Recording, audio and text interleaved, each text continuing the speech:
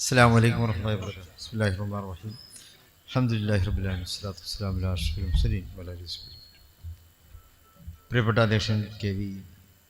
മുഹമ്മദ് കുഞ്ഞി സാഹിബ് അവറുകൾ,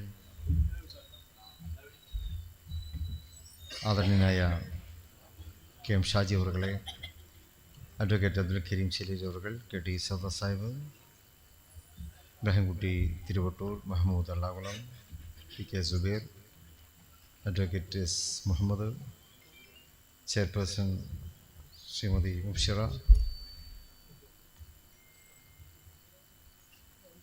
മുഹമ്മദ് ബഷീർ,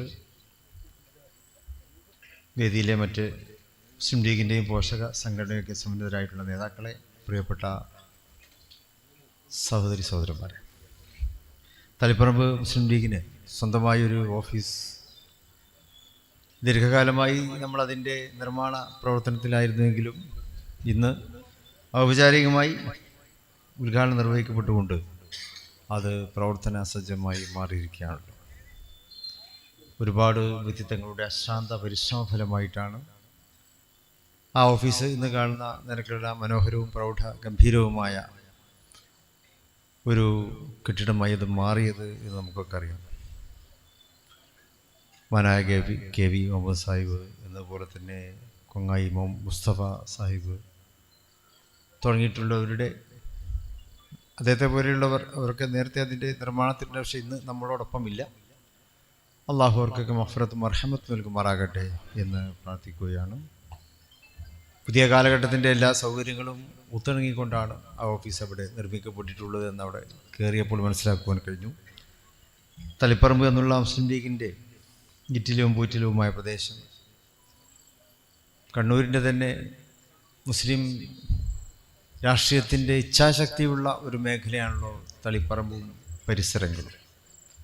ചുറുചുറുക്കുള്ള യുവാക്കളും പക്വത നിറഞ്ഞ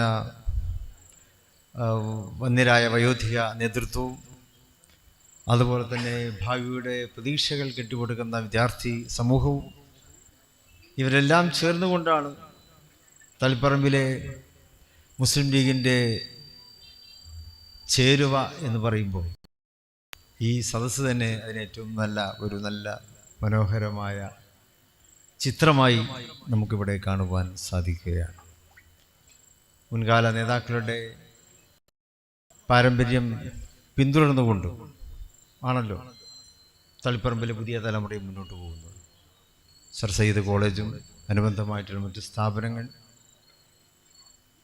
വിദ്യാഭ്യാസ മേഖലയിൽ സമൂഹത്തെ മുന്നോട്ട് കൊണ്ടുപോകുന്നതിൽ അടിസ്ഥാനപരമായി വൈജ്ഞാനികമായിട്ടുള്ള മുന്നേറ്റമാണ് ആവശ്യമെന്നുള്ള മുസ്ലിം ലീഗിൻ്റെ ചിരകാലമായ നയം, അത് പതിറ്റാണ്ടുകൾക്ക് മുമ്പ് തന്നെ നടപ്പിൽ വരുത്തുവാൻ മുന്നോട്ട് വന്ന ഒരു തലമുറയാണ് തളിപ്പറമ്പിൽ ഉണ്ടായിട്ടുള്ളത്. ഇന്ന് ആ സ്ഥാപനങ്ങൾ വഴി എത്രയോ തലമുറകളിലേക്ക് വിജ്ഞാനത്തിൻ്റെ വെളിച്ചം നമുക്ക് പകർന്നു കൊടുക്കുവാൻ സാധിച്ചു എന്ന് മാത്രമല്ല,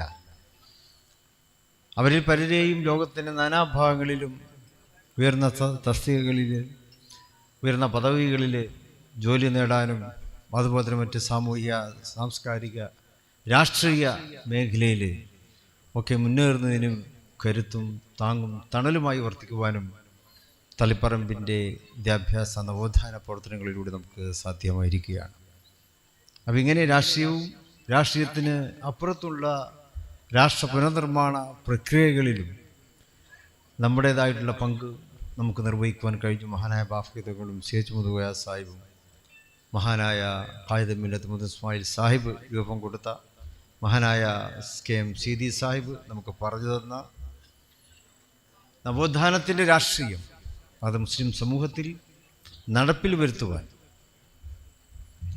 പിൽക്കാലത്ത് വന്ന നേതാക്കന്മാരിലൂടെയൊക്കെ നമുക്ക് സാധിച്ചു. ഇനിയുള്ള കാലങ്ങളിലേക്ക് പുതിയ തലമുറക്ക് അത് പകർന്നു കൊടുക്കേണ്ടവർ നമ്മൾ തന്നെയാണ്. അതിന് ഇച്ഛാശക്തിയുള്ളവർ തന്നെയാണ് നിങ്ങൾ ഓരോരുത്തരും. ഇന്ത്യ ഇന്ന് മുന്നോട്ട് പോയിക്കൊണ്ടിരിക്കുന്നത് ചില അബദ്ധ സഞ്ചാരികളുടെ മാർഗത്തിലൂടെയാണ് എന്ന് നമ്മൾ ഇന്ന് തിരിച്ചറിഞ്ഞുകൊണ്ടിരിക്കുന്നു.